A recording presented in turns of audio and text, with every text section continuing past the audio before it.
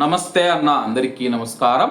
కువైట్లో డ్రైవింగ్ చేస్తూ ఉన్న మన భారతీయ డ్రైవర్లు ఎవరైతే ఉన్నారో జాగ్రత్తగా ఉండండి. తాజాగా ఒక భారతీయుడు నడుపుతూ ఉన్న వాహనం ఢీకొని ఫిలిపిన్ మహిళకు గాయాలయ్యాయి. దీంతో పోలీసులు ఆ యొక్క భారతీయ డ్రైవర్ను అరెస్ట్ చేశారు. వివరాల్లోకి వెళితే రోడ్డు ప్రమాదంలో ఫిలిపిన్ మహిళకు తీవ్ర గాయాలయ్యాయి. డ్రైవర్ను పోలీసులు అయితే అదుపులోకి తీసుకున్నారు. కువైట్ సిటీలో ఒక భారతీయుడు నడుపుతూ ఉన్న వాహనం ఢీకొనడంతో 53 సంవత్సరాల ఫిలిపిన్ మహిళ తీవ్రంగా గాయపడింది. ఆమెకు కాలు విరగడంతో పాటు తలకు మరియు ఇతర శరీర భాగాలకు గాయాలయ్యాయి.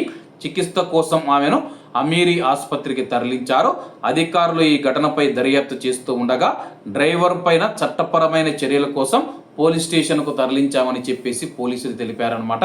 ప్రస్తుతం మనం చూసుకుంటే కానీ కువైట్లో మనం ఎంత జాగ్రత్తగా వాహనం నడిపినా సరే కానీ రోడ్డు మీద దాడుతూ ఉన్నవారు కానీ వాళ్ళ వల్ల మనం చూసుకుంటే కానీ ఇబ్బందులు తలెత్తుతాయి అనమాట.